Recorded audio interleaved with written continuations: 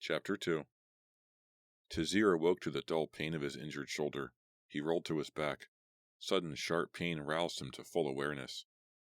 As he lay still, waiting for the pain to subside, memory returned in a wild rush, with his left arm held immobile against his naked chest. Tazir leaped to his feet and brained himself on the low ceiling. Head ringing, Tazir dropped to a crouch and explored the tattered muscles of his left shoulder with his fingers. Dried blood flaked onto his palm.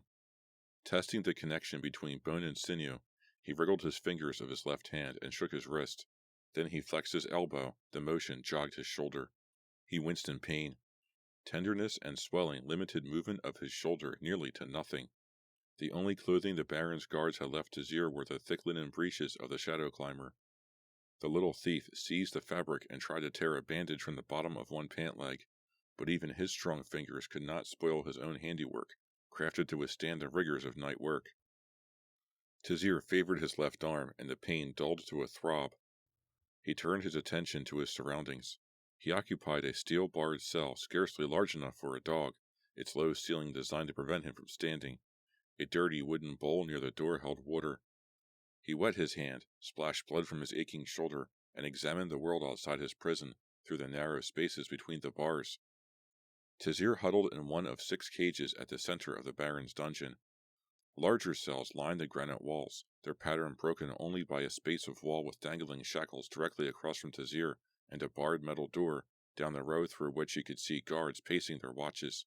But, while the central pens were designed like kennels, a solid strip of steel rose from the floor of each outer cell to the height of Tazir's waist. Their bars continued to the ceiling, allowing prisoners to stand. Tazir's brief examination revealed he was not alone in the Baron's disfavor. A man crouched on one of the outer cages near the door, gnawing at a chicken leg. Blonde hair hung to his shoulders in limp, damp strings. If not for the movement of his jaws, he might have seemed a statue. Every muscle bulged, defined as chiseled marble. Tazir guessed the steel cell lining might reach the man's lower thigh, and he measured easily 2.5 times Tazir's meager weight. Barbarian, Tazir surmised from his father's descriptions. But the barbarian wars ended years ago. Why have they kept him alive? He continued to stare. Slowly, the barbarian graced the thief with an answering look. Distance blurred his eyes to pale gray, but they held a wild freedom, unbroken by the cages and cruelty of the Baron's guards. The Baron's only other prisoner had not fared as well. The cage to Tazir's right held a scrawny woman dressed in rags.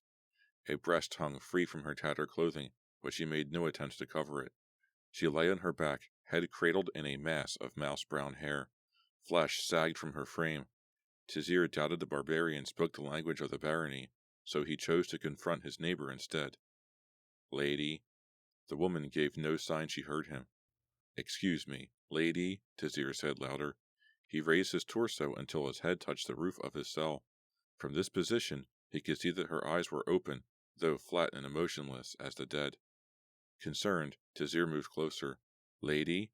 He snaked his right hand between the bars and touched her arm gently. The woman's eyes sparked to life. Scream after scream ripped from her throat. Tazir flinched away, torn by guilt, though her actions were irrational and unexpected. He watched with widened eyes as her cries broke to sobs, then stilled to silence. He whispered tentatively, "Lady, I won't hurt you." She trembled slightly but gave no reply. From the steel-barred outer doorway, a voice broke the ensuing quiet of the Baron's prison. "She won't answer. After I finish with you, Tazir Madakin, neither will you." Tazir whirled toward the speaker. The door opened, and 2 men dressed in the lacquered leather armor of the Baron's guard entered the cell block. Tazir recognized one as Pluchar, the warrior who had, on occasion, shared a drink with Tazir's father. The other stood no taller than Pluchar, though he weighed twice as much. He reached for a ring of keys at his belt, which was nearly lost beneath moist rolls of fat. Tazir unconsciously crept toward the back of his cell, while the obese guard latched and locked the outer door. Neither of the guards carried a sword, but Pluchar clutched a thick wooden staff. His gaze flicked over Tazir, then dropped to the floor. The fat man turned. He stared at Tazir with the same loathsome interest as a buyer examining a curvaceous female slave. The corners of his mouth twitched to a cruel smile. Tazir tried to read the guard for some flaw or weakness which might allow him to escape, but he found only the deep-seated viciousness his father had despised. Pluchar shifted uncomfortably. He spoke softly to his companion. "Go easy. He's Taz's son." Amusement filled the guard's dark eyes. "If he cooperates, I won't harm him at all." He walked toward the caged barbarian toward the front of Tazir's prison. Pluchar paced a parallel passage to the back of Tazir's cell line. The thief tried to watch both men. His back touched the bars which separated him from his neighbor. He pressed his injured arm tight to his chest, unable to banish the memory of Baron, once the street gang's strongest member. Tazir recalled Baron's lifeless body in a sewage trough days before the raid on Karana's temple, which resulted in the execution of Warren's rogues. Baron's skull had been staved in, his skin crisscrossed with bruises, his wrists rubbed raw from shackles. There could be no mistaking the guard's method of interrogation. Now, the threat of punishment raised sweat on Tazir's temples. He fought memory, aware he would need his composure and his wits intact. As the guards approached from opposite ends, Tazir fixed his attention on Pluchar. The guard avoided his questioning stare. Behind, Tazir heard the muffled clack of keys and the squeal of rusted hinges as his door swung open. Forced to a crouch by the abnormally low ceiling, he spun toward the fat guard. "Out!" The guard indicated the cell door. Flesh jounced about his elbow. Tazir recalled his father's stories of dungeon brutality. He froze. The guard's double chin raised slightly. "Pluchar?" The staff slid through the bars and jabbed Tazir's side. Off balance, the thief fell. Wincing with pain, he caught at his injured shoulder and scrambled forward to avoid another poke. A fleshy hand caught his upper arm and dragged him from the cage. Even as Tazir tried to gain his feet, a massive fist crashed against his ear, smashing his face to the floor. Tazir's consciousness swam. All his years of planning and prowling had not prepared him for physical combat. The guard moved surprisingly quickly, with none of a fat man's laziness. The huge hands hefted him like a doll and jammed his chest against the wall. Dazed, Tazir swung blind. The guard caught his arm, ripped it over his head. Cold steel framed Tazir's wrist, and the shackle clicked closed with a finality which jolted him to awareness. The guard caught Tazir's left wrist. The slight thief screamed. Sweat doused his body. The guard yanked him around with a force which sent tortured waves through his shoulder. He went limp as the shackle pinched closed about his other wrist. Designed for larger men, the shackles held Tazir so high his feet scarcely met the floor. His breathing quickened to a pant as he realized he stood helpless and exposed before a power-mad guard who could easily slay him. Through painfully dry eyes, he watched the wide blur of his tormentor as the guard took the staff from Pluchar's hand. "You can go now," the fat man told his companion icily. Pluchar hesitated long enough to show Tazir an expression of sympathy. He turned and trotted from the fat man's presence. A laugh of elation rambled in the guard's meaty throat.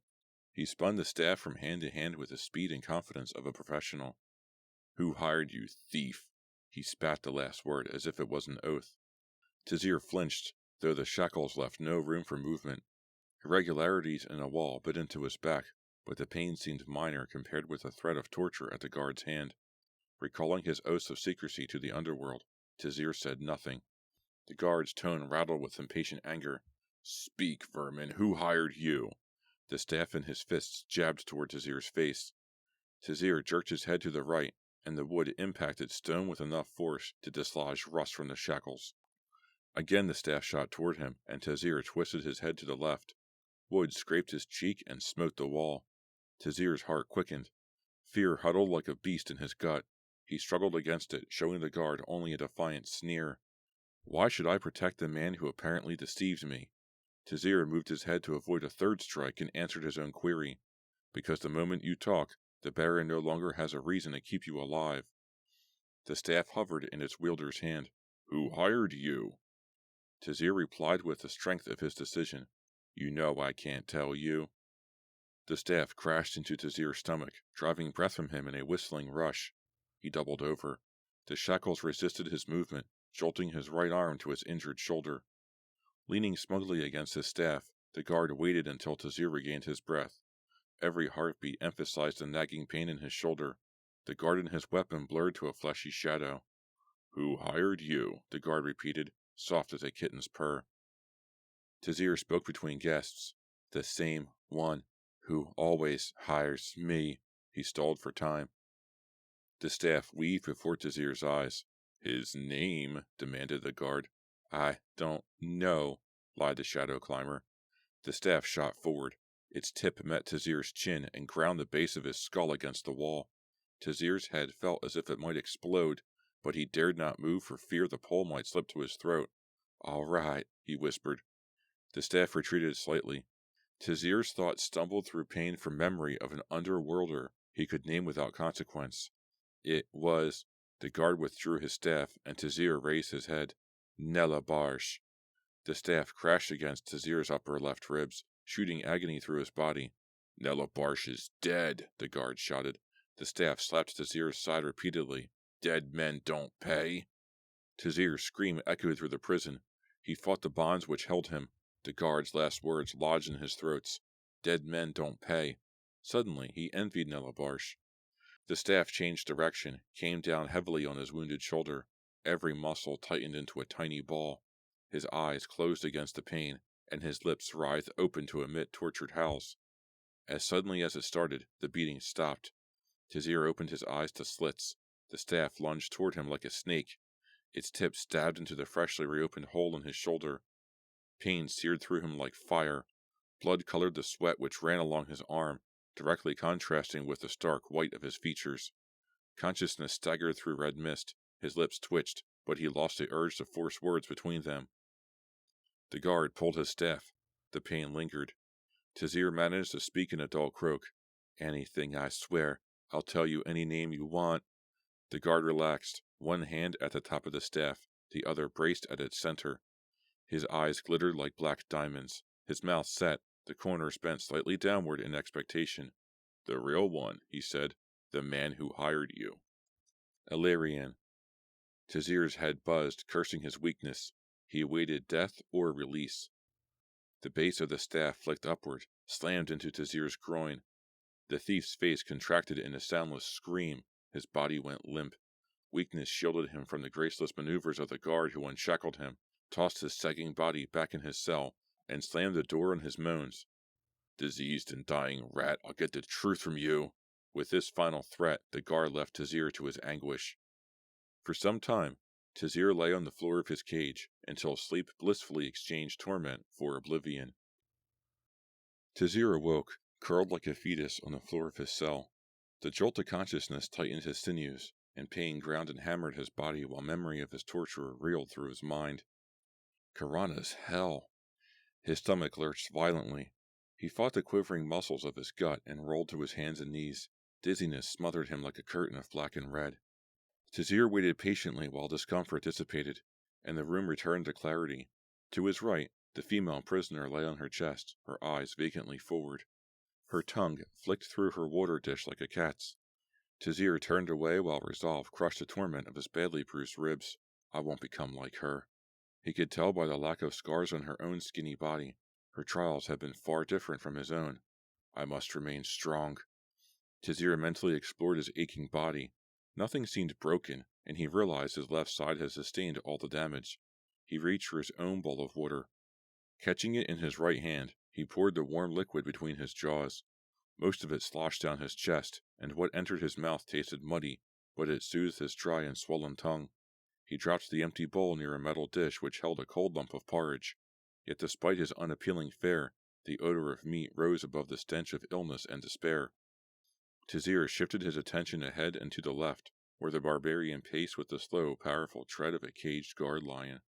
Sinews stretched taut and sprang to position as he moved, more like a beast than a man. The barbarian paused at the door to his cell. Several moments passed before Tazir realized the huge man had met his gaze. The thief reddened, embarrassed at being caught staring at the other man. His eyes dropped to the stripped beef rib bones jutting from the barbarian's dish. Rage tore through Tazir. A deceitful politician and an overindulgent guard had stripped him of all self-dignity and left him to die in anguish for the price of a trinket. Yet they fed and cared for this barbarian, who had surely murdered several of Cullensburg's citizens without remorse. Tazir's fists crashed against the bars of his cell with enough force to send waves of agony across his body. The outer door swung open. Tazir turned. Another man stood at the entry to the cell block with Pluchar and his fat companion. The sight of the man who'd splintered his pride with intolerable tortures, washed Tazir's skin in sweat. The battering seemed only moments ago, though bruises and hunger revealed much more time had passed. The third man tipped his head toward Tazir, and the thief recognized him in the dim light from the corridor. Illyrian! Tazir crouched, jarred by a mixture of hatred and hope. He waited. Thank you. I'll speak with him alone, Illyrian addressed the guards. The fat man's reply sent Tazir into angry spasms. He's small, but even desperate mice grow dangerous. Be careful. I won't go near him, Illyrian promised. He started along the path between the cells as the door clanged shut behind him. Tazir lowered himself to the floor and pressed his back to a corner of the bars. Illyrian circled the far corner of the central cells and hesitated before the barbarian's cage. The nobleman's back snapped taut, and his face grew to a glare of disdain. Tazir closed his eyes while Illyrian covered the remaining distance to his cell. Tazir opened his eyes and fixed a bleary, pain-glazed glare at Illyrian, who leaned against the wall, chewing at his fingernail. Tazir's voice emerged as an unfamiliar whisper. I hope you've come to release me. Illyrian met Tazir's gaze. Release you? His laughter thundered through the prison and faded to ugly silence. After I worked so hard to gather the information to catch you, such a foolish child. So I was betrayed. Flecks of dried blood on the wall behind Illyrian brought sour memories of Tazir's torture. Small wonder the guard thought I lied when I named Illyrian. Illyrian's features twisted to a chilling frown. Is lying to a thief betrayal? No matter. To me, you served as a pawn to gain the favor of the Baron and his priests. Tazir spit. Karana, damn you, liar! Illyrian continued as if Tazir had never interrupted. The Baron wanted a thief with the appellation of Shadow Climber. I happened to gather some other information. What a lucky coincidence my timely warning rescued the greatest artifact of the very temple which would confirm me as Prime Minister. Illyrian's eyes narrowed. For the first time, Tazir realized how much the nobleman's sharp features reminded him of a rat. The last stubborn remnants of pride held him silent. Illyrian sidestepped. Tazir sensed some inappropriate rage funneled against him. When I set you up for arrest, I didn't know you were Tasmadakin's son. Years ago, your father menaced my rise to power. He turned on Tazir, a sneer of wry amusement. You can see which of us was destroyed by it. Outrage filled Tazir, but he controlled the urge to question Illyrian further. For now, he needed the nobleman's goodwill. I've served your purposes, and I'm no threat to your cause. Let me free. Illyrian shook curls from his cheeks. And risk the Baron's disfavor? You'll have to give me a better reason than that. Tazir tried another tactic. I can get you anything you want. As could any of a dozen other thieves. Illyrian yawned. I already have what I want. I am the Prime Minister. Tazir leaned forward and caught the bars of his cell door. Anything, he repeated. Even something you've deemed impossible. I am the Shadow Climber. As could any of a dozen other thieves with pseudonyms, Illyrian amended. Happy captivity. He waved a hand with bored nonchalance and swaggered from the cell block. Chapter 3. Voices floated to Tazir from the outer doorway, generously interspersed with laughter. Too distant to discern words, he turned his attention to the bars. Though pitted, the iron remained firm, the spaces between too slight to allow Tazir to squeeze through them. Trapped. No way out. Yet Tazir's nature would not permit despair. Limits are men's delusions, a means to justify failure. If no one has ever escaped the Baron's dungeon, I will simply be the first, just as no thief stole Garin's chalice before me. His own bold thoughts comforted him. From experience, he knew an opportunity for escape would arise in time. He only hoped it would come before the guards killed him. Across the way and to the left, the barbarian sat in his cell, his back pressed to the wall, arms folded to his chest. Tazir might have believed he slept if not for the unblinking pale eyes trained on the trio in the doorway. Illyrian's baritone rose in farewell. I care not. Leave his fate to the Baron and Agarin's priest. The comma of black hair spilled into Tazir's eye. He ignored it and focused his full awareness on the pair of guards who approached his cell from opposite sides. Ignoring Pluchar, he watched the fat man wrestle his own bulk for the keyring at his belt. Tazir tried to lock his face in an expressionless paw, but discomfort flickered through the china blue of his eyes, and his cheeks twitched involuntarily. Pluchar rattled his staff against the bars and spoke gently. We're going to take you to Bakorin. I won't hurt you if you don't fight. Your actions don't concern me. Tazir's eyes trained on Pluchar's fat companion with fanatical interest. He resisted an urge to scuttle to the back of his cage. This, he knew, would only gain him Pluchar's staff in his ribs. The cell door swung open with a shrill complaint. Out! Struggling with his natural repugnance, Tazir clamped his injured arm to his chest, turned his right side toward the guard, and moved slowly to the door. Despite his bulk, the guard moved as quickly as a ferret. His moist, pink hand closed about Tazir's wrist, and he tore the thief from his cell. Stone scraped Tazir's chest. He went limp and passively allowed the guard to subdue him, hoping to avoid the pain resistance might inspire. The guard held him to the floor with a heel in the crook of his back and yanked Tazir's right arm behind him. Concerned for his injured shoulder, Tazir gave his left hand freely. Cold steel closed about his wrists. The fat man fastened another set of fetters to his ankles. The guard caught Tazir's manacles by the short chain between them and hefted the thief as easily as a cornered kitten. The expression on the guard's jolly face was one of disappointment. He wanted me to fight, Tazir realized. The guard took the staff from Pluchar and plodded the thief toward the outer door. My compliance cheated him out of a chance to batter me. As Tazir walked with the short, careful tread the shackles allowed, memories of his father's advice resurfaced. Arrests, patrols, and murder, the older man used to say. Never trust a guard who loves his work. It seemed to Tazir the fat man not only embodied this expression, he took a malicious pleasure in executing his tortures.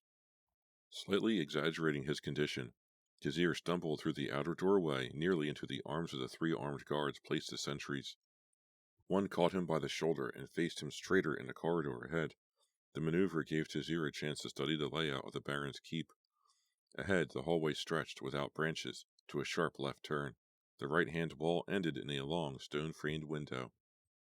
Tazir continued on, reluctant to face the accusations of Agaran's priest. The staff jabbed his back, urging him forward. Tazir complied. At the bend in the corridor, he intentionally staggered against a window. The sun hovered over Collinsburg, which lay 7 stories beneath him. Light glimmered like gilt from the Baron's moat, seeming unbearably far down. Pluchar caught Tazir's left arm, and the thief shivered back against pain. Under ordinary circumstances, he could scale the wall without difficulty. Injured and shackled, he would fall to his death.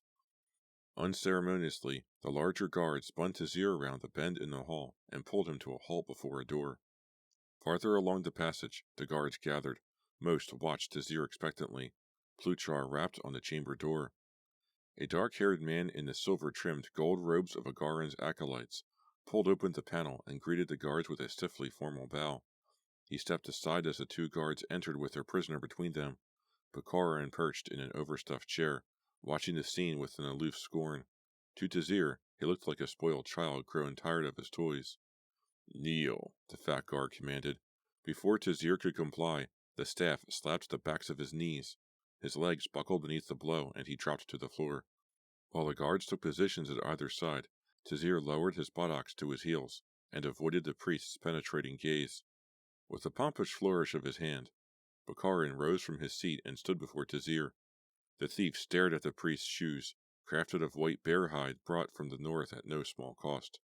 Ermine trimmed his robes. So, this is the thief who tried to despoil Agaran's temple. Bakarin's voice emerged, annoyingly nasal and nearly as high-pitched as a woman's.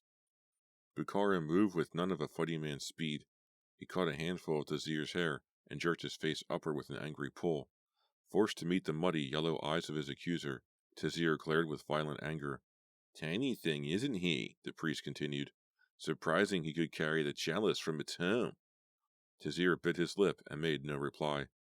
Bakarin's grip went lax. Burdened with the weight of hatred and humiliation, Tazir let his chin drift to his chest.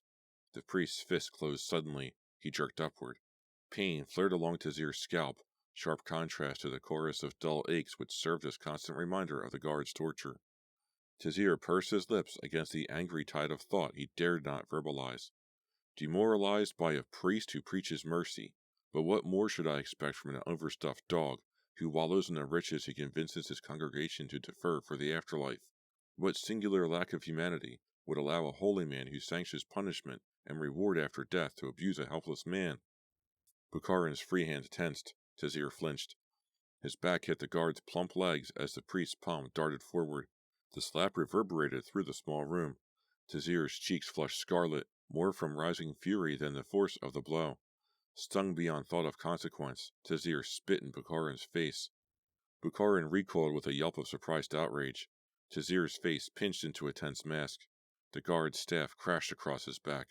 Unable to break the fall with his arms manacled behind his back, Tazir collapsed to the floor. He lay still, hoping the guard might think him unconscious and forego the effort of a second blow. But the fat man caught the chain between Tazir's wrists and hoisted the hapless thief to his feet. Again, Bukharin confronted Tazir. The priest's face had turned dark as spilled blood. He spoke in a sibilant voice, and saliva sprayed from his lips with each forceful word. I had thought to spare you for Garin's justice in the afterlife, but now? His eyelids twitched as he sought words as reprehensible as his thoughts. Vermin, the guards can have you. Tazir went rigid. He fought to maintain the quiet control he had known throughout all his thefts, but he'd never before heard his death pronounced with certainty. The fat guard jabbed him toward the door, and he staggered, caught in a wave of emotional intensity. His eyes measured acolytes and guards, seeking sympathy in a roomful of enemies, hoping to find one caring man who might later aid his cause. He focused on the fat guard's face. The cruel dark eyes gleamed with wicked anticipation, and Tazir felt composure slip like sweat from his taut lips. The door clicked open before him, loud as thunder in the room's warped silence. Together, Pluchar and his companion pushed Tazir through, and the door closed with the same heightened amplitude of sound. The whole sentries merged towards the guards and their prisoner.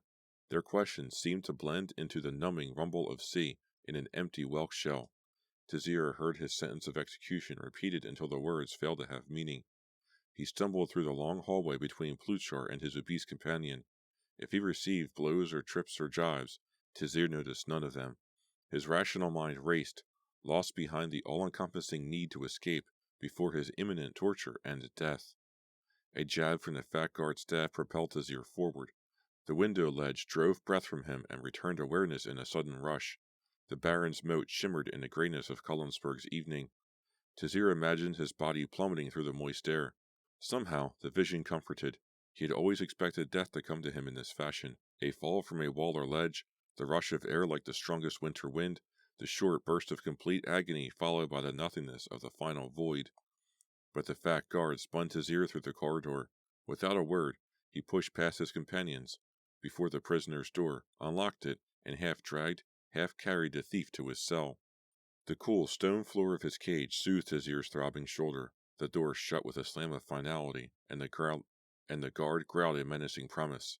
Lick your wounds, thief, while you still have a tongue to do it with. Lick your wounds, thief, while you still have a tongue to do it with.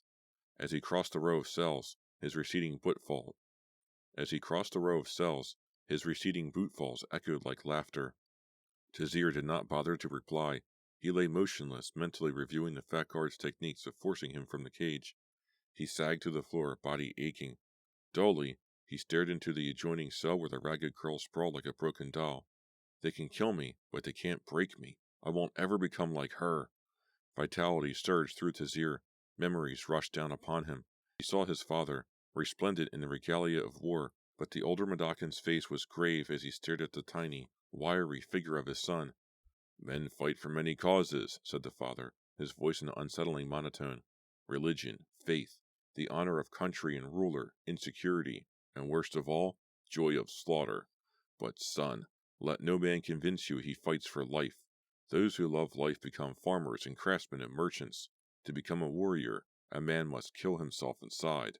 Once he has reached this realization, he fears nothing. No one can do him harm. Now, pinned beneath the fat guard's threat, Tazir called upon the courage his father inspired. He stared at the barbarian across the walk, who watched him with curious sympathy. A slight smile shivered across the wild man's lips, and he seemed about to speak. Instead, he turned away. Tazir's mental strength blossomed to the renewed fury of injustice. Ignore my plight, uncivilized one. Long after you remain, exchanging glares with that whale of a guard, I'll be running through Cullensburg streets, climbing to greater heights, inspired by the blood heat of action. Tazir lowered himself to his knees. The unspoken tirade dispersed anger, but left him oddly embarrassed and unsettled. For the 20th time he checked the bars of his cell for flaws, though he knew he would find nothing major enough to aid his escape. As he tested the door lock again, the outer barred door to the prison creaked like the planks of a casket as the last nail was hammered in place. Tazir flinched flat to the farthest corner of his cottage. The fat guard rolled like a shadow along the walkway between the cells, past the barbarian without a glance, and stopped directly at the entrance to Tazir's cell. The keys in his hand rattled like the warning of a striking snake. "Out, vermin!" Tazir crouched. The guard's eyes lost their twinkle of pleasure and went hard and dark as death. "If you make me come in after you, I swear this will be as slow and painful as possible." Tazir crowded so tightly to the cage back, the bars pressed long red prints against his side. He screened the long-buried memories of his father's words for some description of the dungeons which might furnish an idea for a breakout. "Taz, the worst task of all is prison duty. Light whipped dogs in cages shaped like kennels. Men huddle despite your best reassurances. And why should they believe you? Some of the guards handle prisoners unnecessarily roughly. Some of the women have been raped 100 times. The cell door swung open. "A slow death, then," the guard's voice rasped. His bulk shivered lower. The expression on his face mingled annoyance and anticipation. "The harder you make this, the worse it becomes for you." With a fighting man's caution, he entered the cage. Tazir's sinews tightened to wire. The images from the past seemed more real than the fat guard's threats. The only means to pull them from the sacred back corner of the cell and still keep control was to catch a wrist and a handful of hair. The guard inched forward. He shifted his weight to his legs, and his center of gravity rolled backward. His hands darted toward Tazir. Tazir dove between the guard's arms. His palms struck the meaty face. The combined force of every sinew in his body drove the guard off balance. The guard's head impacted the cage roof with a ring of metal. Tazir regathered his strength and leaped at the fat man. His head hit the guard's massive stomach, and pain lanced along his neck. But the force of the strike knocked the guard to his buttocks. Tazir scrambled for freedom. A curse broke from the guard's wide lips. He scuttled out of the cage and caught Tazir's calf. The thief sprawled to the ground. He struggled to regain his feet. The guard's fingers latched onto his throat and wrist and whisked him flat to the walkway. The huge hand shifted from neck to hair, and he hoisted Tazir painfully to shaky legs. Tazir threw a protective arm before his face. The guard readjusted his weight. He loosed Tazir's wrist and crashed a fist into the thief's gut. Air whistled through Tazir's teeth, and pain banished all hope of escape. He sagged, fighting to regain his breath. Anguish stabbed along his diaphragm. Tazir was certain he would never breathe again. Even as he gasped with effort, blows rained upon his body until he no longer felt their sting. Air came slowly to Tazir's starved lungs and rasped painfully in his throat. He raised his arms in a gesture of surrender, but the guard caught his forearms, twisted for momentum, and flung his tiny body sideways. Tazir struck the bars of his cell with a force which drove him nearly to unconsciousness. He lay spread-eagled, awaiting the final blow. "Stupid, miserable rat," the guard snarled. His breath smelled putrid. Sweat leached through his armor, staining the leather black. Muscled limbs advanced toward Tazir. The little thief gathered strength to dodge, too late. Fat fingers bruised his arms, whisked him about, and pounded his back against the wall where he had been tortured. The world swam. The usually comforting wash of adrenaline had grown stale, replaced by more foreign body chemicals which would dampen both pain and reason. The guard's fist cracked against his jaw. Tazir smiled stupidly despite the blood which colored his teeth. He dropped, curled against the base of the wall. Again the guard hefted Tazir. Dizzied beyond comprehension, the thief staggered toward the guard. Instinctively, the fat man recoiled. With a grunt of annoyance, he shifted position, caught the limp thief, and jammed him against the barbarian's cell. Bars pressed into Tazir's back, revivingly cold through rising sweat. The guard's crushing grip on his neck was the only force which held him upright. Suddenly, from behind Tazir, the barbarian's fist snaked between the bars and wound in the guard's hair. The guard's sneer melted to a grimace. Fear filled his eyes. His fingers went slack, and Tazir slid to the floor. The fat man's voice wafted to him as if from a great distance, grating with threat. "You think we treat you bad now? If you hurt me, hell will seem welcome." A deep rumble rose from behind the bars like the purr of a giant kitten. Through the unshakable haze between reality and dream, Tazir recognized the sound as the barbarian's laughter. He struggled to one knee as the barbarian tensed. The guard's head struck the bars with an impact which jarred Tazir to the ground. A single scream rent the tomb-like sanctity of the Baron's prison. Repeatedly the guard's head thunked against the cell wall. Flailing limbs buffeted Tazir as the guard bucked in the throes of death. Then suddenly, the expansive body flopped to the floor beside him. Tazir's thoughts narrowed to one idea. Weapon. I need a weapon. He rolled toward the ground, turning his eyes from the bloody mess which had served as a guard's head. A delicate search revealed no weapons. No sword hung at the dead man's side. No knives graced ankle, hip, or pocket. The wide belt around the fat man's waist supported only the prison keys. The twigs of metal slid through Tazir's hand and rattled hollowly. The barbarian voiced an unrecognizable explicative. A huge hand, dripping guard's blood, clawed for Tazir. Dulled by pain, Tazir did not move. The barbarian's reach fell short, and the thief watched in fascination. His eyes rolled to the wild man's face, and met a demanding expression and eyes as hard and unquestioning as nature. It took Tazir's mind an unreasonably long time to recognize the obvious. He wants the keys, and he saved my life. Tazir caught the keys and struggled to his feet. He waited for dizziness to pass in a wash of blackness marred by white spots. The barbarian watched expectantly. Tazir's shaking hand jerked toward the barbarian. He flung the keyring at the massive figure beyond the bars and ran. Again, Tazir's thoughts channeled on a single track. Escape is only through the dungeon door. Metal clanked behind him as he half ran, half staggered through the cell block. Even as he approached the barred outer door, sense seeped slowly back into his numbed brain. One of the 3 sentries at the door leaped and spun. Tazir's loose! A sword sprang to his hand, reflecting candlelight like stars. Tazir cursed a fog of pain which dulled his normally quick wit.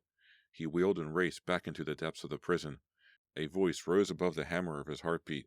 I'll get him. He's hurt pretty badly. The door creaked open and crashed shut. Pursuing booted footfalls haunted Tazir through the corridor. The guard was running. Tazir ran as fast as his failing strength allowed, around the curve in the prison path and past his own cell. Abruptly, the echo of footsteps died, replaced by blaring silence. Tazir whirled. Up the corridor, the barbarian draped the sentry across one shoulder. The guard's neck lay at an awkward angle, and his sword glittered in the barbarian's hand. The barbarian crept soundlessly toward the outer door. Panting and sick with the taste of blood, Tazir followed. The barbarian pressed near the wall, at a bend in the cell path where the outer sentries could not see him. He readjusted his grip on the dead man, then effortlessly tossed the body to the floor before the door. That's Storm. The sentries went cautious. The door lock clicked, and the barbarian crouched. Sword at the ready, one guard entered the cell block. Even as the other made to lock the gate behind him, the barbarian sprang. His blade slid across the guard's throat as he passed. His shoulder hit the barred door. The sentry's strength was no match for the barbarian's moving bulk. The gate flew open and smashed the sentry against the wall stones. The barbarian never slowed. He charged up the long hallway, Tazir close behind. The layout was exactly as the little thief remembered from his audience with Patron. The corridor made a sharp bend to the left. Ahead the window beckoned, dark as a well mouth. Its silken curtains flapped in the night breeze. At the turn, the barbarian stopped with a grunt of frustration. Tazir pulled up beside him and stared down the corridor. A multitude of guards lined the hall, all in metal-studded armor and most armed with broadswords. But the barbarian gazed beyond the immediate threat to a growing row of crossbows at the back. Tazir swore. He caught at the window ledge, fighting the mental mist which threatened to consume him. Dangerously far below them, the Baron's moat reflected the light of distant stars in a marbled pattern of black and gold.